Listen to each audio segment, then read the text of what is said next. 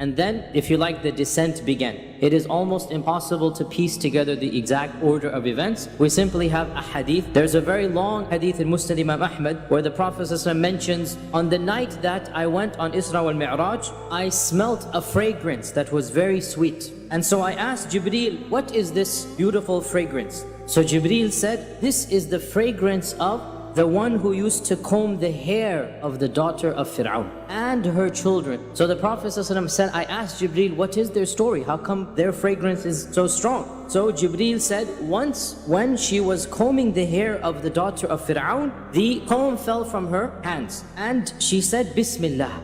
So the daughter said, surely you mean the name of my father, because for her daughter's perspective, my father is God. And so this woman said, no, my Lord and your Lord is Allah, and the Lord of your father is Allah. And the girl said, do you want me to tell my father you said this? And this woman, whose name we don't even know, said, yes, go ahead. And so when Firaun found out, he called this slave girl and asked her, are you saying you have a Rabb besides me? Because Firaun used to say, Ana Rabbukum al-A'la. And Firaun used to say, as the Quran says, قَالَ هَلْ عَلِمْتُ لَكُمْ إِلَهٍ غَيْرِي. Did I ever teach you there's another God besides me? Because he has to teach his people about God. And this is exactly what he asked this lady as well. She said, yes, my Lord and your Lord is Allah. And so Firaun ordered that a cauldron be put of fire, and it was boiled in front of her, and she was told that she has to throw her own children into the fire, one by one, or else acknowledge Firaun as her Rabb. She said, I have one request, O Firaun. Firaun said, what? He said, that you bury me and my children all together. You take all of our flesh and bones and you bury them in one location. So Firaun said, this is a condition that we have upon you. And so one by one, her children were thrown in until finally the last one that was left was her baby that was suckling at her bosom. And this was the one that she could not. She paused at. And so the baby spoke to his own mother and said, oh my mother, go forth and drop yourself in. Because this punishment of this world is nothing compared to the punishment of the next. And so she threw herself in. And what is amazing is that, subhanAllah, we don't even know her name. But the Prophet ﷺ recorded her plight and narrated it to the ummah. Her courage and bravery, Allah had willed that it would be preserved for the ummah. The Prophet ﷺ also said in Sahih Bukhari, then I entered into Jannah, and there are some versions of the hadith which says, I saw Jannah, and that's different than saying enter Jannah. And I saw in it tents made out of pearls, and I saw that the soil of Jannah was made out of musk. The Prophet ﷺ also said he saw many of the punishments of hell. So in one hadith, the Prophet ﷺ said, I saw the punishment of the one who stole an orphan's money, that they had noses like that of camels, and they would be eating coals made out of fire, and their mouths would swallow these coals, and it would come out through their anuses. The Prophet ﷺ said in one hadith that he saw people who had nails of copper, and they were scratching their bodies and their faces with this, and these were the people who used to backbite. The Prophet said, I saw people, they had in front of them pure meat, and they had rotten infested meat. And they were eating the rotten and infested meat and avoiding the pure meat. I said to Jibreel, who are these people? And Jibreel said, these are the people that used to fornicate. They would leave the halal, meaning their spouses, and they would go to the haram.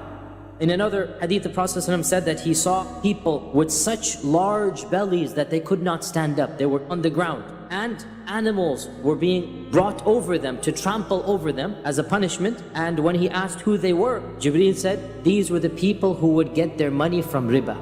And the Prophet ﷺ also said that he saw people who were cutting their own lips and their tongues with scissors of copper and scissors of punishment and fire. He asked Jibreel who these people were. Jibreel said these were the people who used to tell others to do good and they would forget themselves. The Prophet ﷺ also said, and I saw Dajjal, and one of his eyes was bloated. In another hadith, the Prophet ﷺ said that I saw Dajjal, and I will tell you something about Dajjal that no other prophet has ever told his people, and that is that his left eye is like a rotten grape. And the Prophet ﷺ said, know that Dajjal is a'war, and a'war is one-eyed.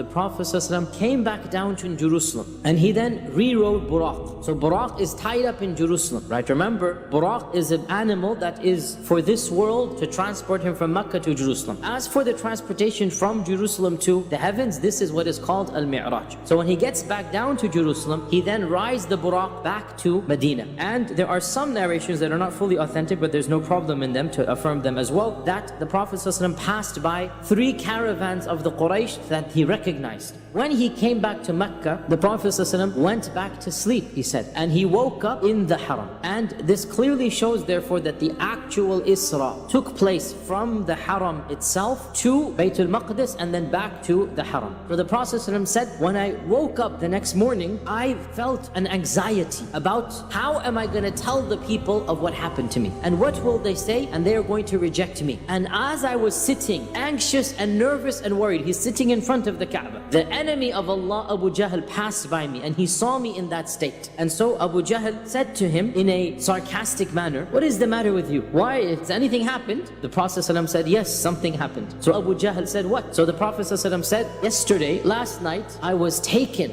from here to Jerusalem. So Abu Jahl was shocked and he said, and you are now here amongst us? You're now waking up amongst us? And so the Prophet himself said, he didn't know whether to make fun of me then or to wait so that I would not retract when he called the other people. The Prophet said, yes, I'm waking up amongst you here. So Abu Jahl said, if I call your people, meaning the Quraysh, will you tell them what you have just told me? And so the Prophet said, yes, I will. And so Abu Jahl began screaming out to the people, Hayya ma'shara Bani Ka'b ibn Lu'ay, which is the great-grandfather of the Quraysh. Come forth, we have an announcement to make. And so the people came slowly from the places of Mecca. And so Abu Jahl says, tell them what you promised you would tell them. And so the Prophet ﷺ said, last night I went to Bayt al-Maqdis and I went to pray in the Masjid al-Aqsa, the Bayt al-Maqdis. So the people began reacting in different ways. Some of them began musaffiq, just like clapping like in what is going on here. Others put their hands on their heads not knowing what to do. And others began snickering and laughing until one of them said,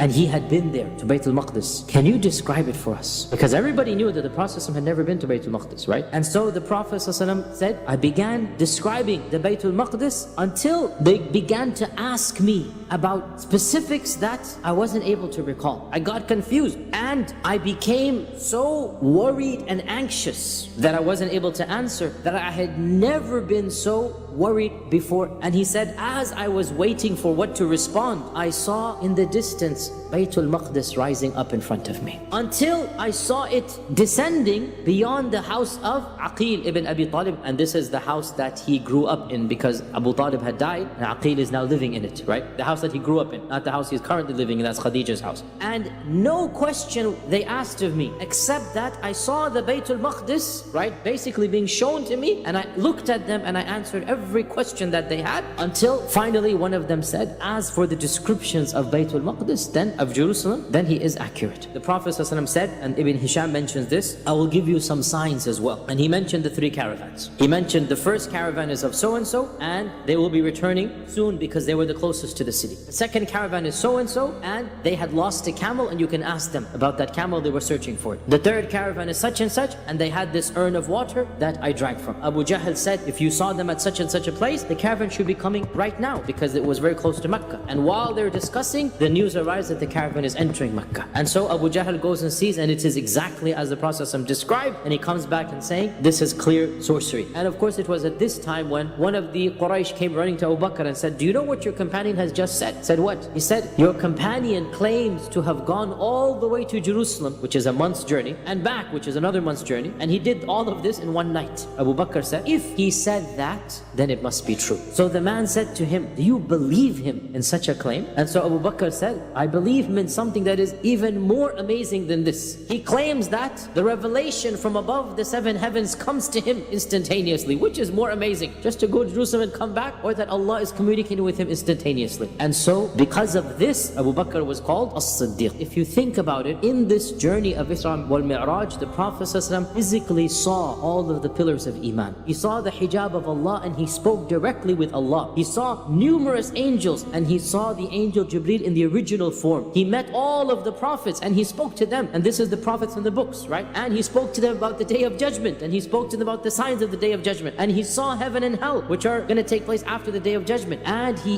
even saw the reality of qadr. How? When the Prophet ﷺ went up and he saw Adam alayhi salam, he actually saw Adam surrounded by many people beyond what he could count. And on the right side of Adam was one group, on the left side another group. And when he saw Adam alayhi salam, saw the people on his right, he was happy. And when he saw the people on the left, he began to cry. So he asked Jibreel about this, and Jibreel said, these are all of the children of Adam. The Ashabul Yameen are the people of Jannah, the Ashabul Shimal are the people of Jahannam. So when he looks at the people of Jannah, he's happy. And when he looks at the people of Jahannam, he is saddened by seeing Adam with the right and the left, and by one more thing, the pen, the writing of the pen, hearing the pen. The Iman of the Prophet ﷺ, after literally seeing with his own eyes all of these pillars of Iman, you understand that this was a personal gift to the Prophet ﷺ to increase his own Iman.